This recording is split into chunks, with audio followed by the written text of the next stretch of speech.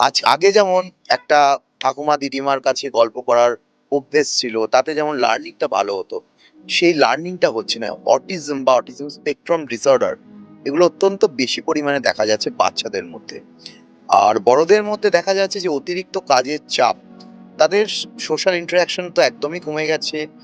আহ মানুষের সাথে মেলামেশা হয় না, রাত জেগে কম্পিউটারে কাজ করা বা বিভিন্ন গেমিং বা মোবাইল বা আইপ্যাড যখন স্ক্রল করে অত্যন্ত, তখন সেই যে লাইটটা আমাদের বিভিন্ন গ্যাজেট থেকে বেরোয়, সেই লাইটটা একটা ব্লু রে হয়, সেই ব্লু রেটা অনেকটা ডে লাইটকে মিমিক করে।